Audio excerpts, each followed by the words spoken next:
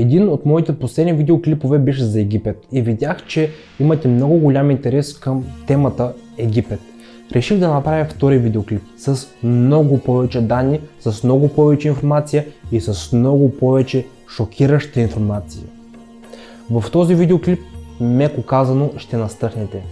В видеоклипа споделям такива неща, такива тайни, такива мистерии, от които съм сигурен бихте били много изкефени. Нека да спрем до тук и нека да започне видеоклипа. Приятно гледане, приятели!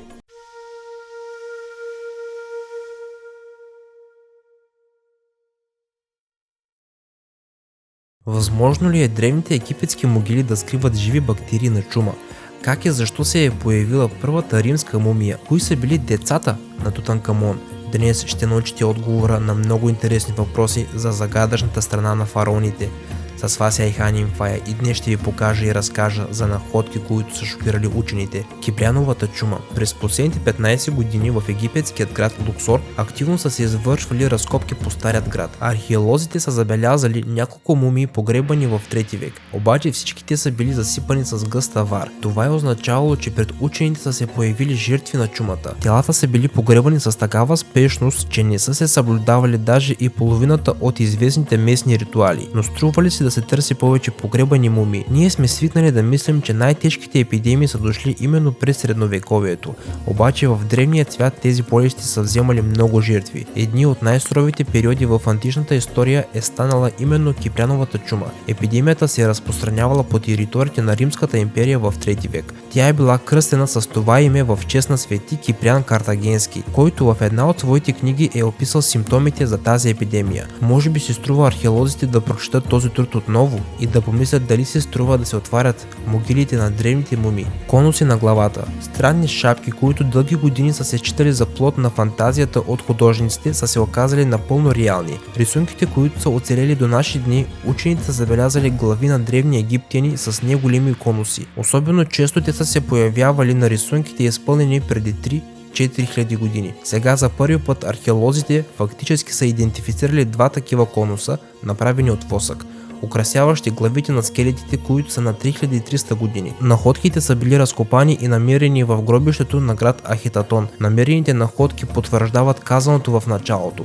В древен Египет тези конуси са ги слагали на мъртвите, при това не само за елита, а на всички. Идеята, че са ги поставили и на живи, създава много въпроси. Колко често и защо? Друго твърдение е, че такива конуси са носили само и единствено благородните личности. По-скоро тези конуси са били изобретени или от восък, или от твърда мазнина, смесена с тамян, предавайки прекрасен аромат на косата и кожата. Впрочем, имало е и друга хипотеза. Някои учени са предполагали, че никакви шапки или калпаци древните египтяни не са носили, а всъщност тези символи са служили за обозначаване на хора с висок статус в древен Египет. Кладенец с мумии.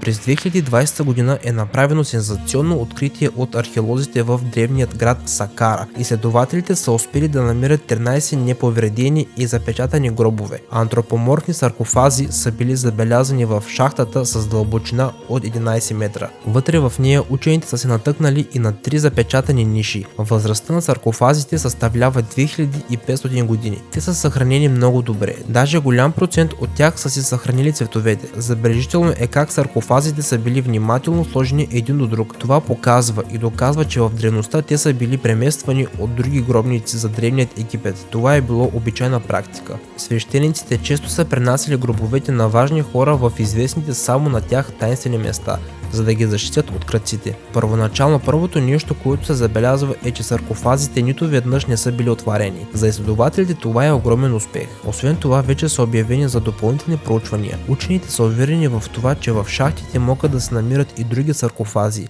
Обаче струва ли си да се отварят тези саркофази, които са се намирали в най-известните гробници на древен Египет? Със сигурност през годините археолозите са се натъкнали на голям брой хора, които са търсили злато и антики на тези земи. Но по незнайно каква причина археолозите са решили да не отварят древните гробове, случайно или не. Например, скоро са намерили първата римска мумия. Каква е била тази мумия и защо са я погребали в Египет? Гледайте по-напред, за да узнаете подробностите за всичко и да видите и други впечатляващи находки, които съм сигурен, че ще ви харесат. Първата римска мумия. През 2010 година в един от последните оазиси в западната част на Египет е била намерена удивителна находка. На пръв поглед се е оказал странен саркофаг. Предполага се, че вътре е имало женска мумия. Погребана е във времето на римското господство в Древен Египет. Това е разбираемо и без думи, ако видите самият саркофаг. Учените са сигурни, че находката може да бъде обявена за първата римска мумия. Външният вид на саркофага е коренно отличаващ се от тези, които археолозите са откривали по-рано при разкопките. Каменното издълбаване прилича повече на традиционните римски скулптури, отколкото на царските барелефи на египтяните. За съжаление, учените до ден днешен не са успели да идентифицират личността на погребаната жена. Мумията е била богато обличена, но в саркофага не са открити отличителни знаци. Въпреки това в оазиса се продължават с разкопките и все още има шанс да се хвърли светлина върху тази мистерия. Кой знае, може би скоро ще разберем коя е първата римска мумия, намерена в Египет. Древно село. Ние сме свикнали да вярваме, че древните египтяни са създатели на една от първите развити цивилизации на нашата планета. Но хората са обитавали долината на Нил много преди строителите на пирамидите да дойдат. Кои са били предшествениците на фараоните? Екип от египетски и френски археолози са провели мащабни разкопки в делтата на Нил, за да намерят отговор на този въпрос. На север от Кайро те са успели да открият верига от села, които се предполага, че датират от периода на неолита. Те са повече от 7000 години. Уникалните находки доказват за наличието на постоянни селища в балтийските местности на делтата на Нил от 5-то хилядолетие преди нашата ера, най-малко 2500 години преди изграждането на пирамидите в Гиза. На мястото на разкопките са открити фрагменти от глинени съдове и каменни инструменти. Сега изследователите се надяват да получат нова информация за развитието на напоителната система. Устройствата за така наречените изкуствени ръкави от Нил са били практикувани от древните египтяни в продължение на хилядолетия, подпомагайки за необходимото снабдяване посред сушата. На този етап учените са склонни да заключат, че жителите не са имали достатъчно познание за напояването. Следователно, при извършване на работа в селското стопанство, те са били силно зависими от дъждовете. Ковчегът на завета. Библейските събития, за които четем в светите писания, са се случили преди повече от 2000 години. Някои от обектите и артефактите, споменати от Старият и Новият завет, наистина са съществували и дори са били открити от учените. Не е известно колко от тях всъщност са фалшиви, но сега изследователите и археолозите се интересуват повече от всякога от намирането на библейски артефакт, последите на които по-рано във времето не са успявали. Един от тези артефакти е ковчегът на завета. Описано в Старият завет е ковчегът, в който са се съхранявали каменните плочи с завета на 10 Божи заповеди. Смята се, че ковчегът на завета е бил превзет от египтяните почти веднага след смъртта на Соломон по време на атаката срещу Юдея и изнесен в града на танца в Египет. Именно тази версия е била в основата на филма на Стивън Спилбърг „Индиана Джонс“ в търсене на изгубеният ковчег. Но никой не знае точно къде може да се е съхранявал ковчегът. Остава само да се надяваме, че той все още съществува и се струва да се надяваме. През 2020 година, близо до Йерусалим, в древно селце, археолозите са разкопали храм на възраст 3100 години. В храма са открили каменен стол, който прилича на мястото, където се е намерил ковчегът на завета, описан в Библията. Археолозите, които са работили на разкопките, дори не са смятали, че се занимават с една от най-големите светилища на древността. Разкопките са били проведени през 2012 година, но огромна каменна маса е била намерена едва миналата година. Но къде е самият ковчег? Предполага се, че масата стои съвсем близо до границата с Египет, или може би ковчега да се намира все още в страната на фараоните. Крещящата мумия. Първите крещящи мумии са открити в Египет през 80-те години на миналия век. Археолозите са намерили няколко мумии, които дълго време не е било възможно да се идентифицират, но археолозите са били особено заинтересувани от две крещящи мумии. Една принадлежи на жена и две на мъж. Дълго време не се е успявало да се разбере какво е причинило този вид на телата. Освен това, такива мумии са били откривани и по-късно, през 20 и 21 век, но зловещата мистерия остава неразкрита. Много учени са изложили своите версии и обяснения, но никой е нямал достатъчна доказателствена база. За щастие, съвременните технологии са позволили на учените да научат повече за мистериозните мумии. През 2018 година е дошла на помощ компютърната томография, която е показала от какво са починали крещящите мумии.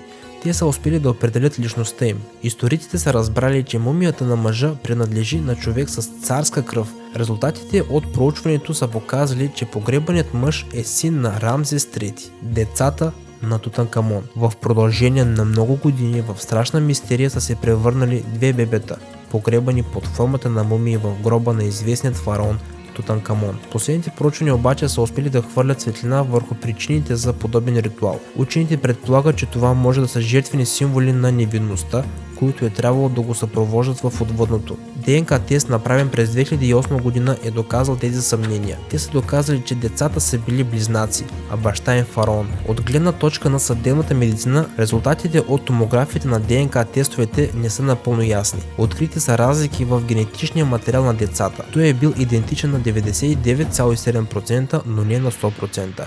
Както би трябвало да бъде в предполагаемият случай. Разбира се, някои историци продължават да се съмняват, че в гробовете са намерени децата на фараона, но много изследователи смятат, че това е напълно възможно. И това беше всичко, приятели. Аз съм Айхан Инфая. Надявам се, че видеоклипът ви е харесал. Какво е вашето мнение, приятели? Какво мислите за този видеоклип? Долу в коментарите задължително не забравяйте да споделите вашето мнение. Това е вашата обратна връзка към мен. Това ме натяква на мисълта, че видеоклипът сте го изгледали, че видеоклипът ви е бил интересен. И ще се радвам да ви отговоря на вашите коментари. Отговарям на всеки един коментар, приятели. Ако видеоклипът ви е харесал, не забравяйте един лайк, един коментар и споделяне в социалните мрежи. Също така, абониране с камбанка за моят YouTube канал, за да получавате уведомления, когато качвам нови видеоклипове в YouTube. Чао, приятели! И до скоро!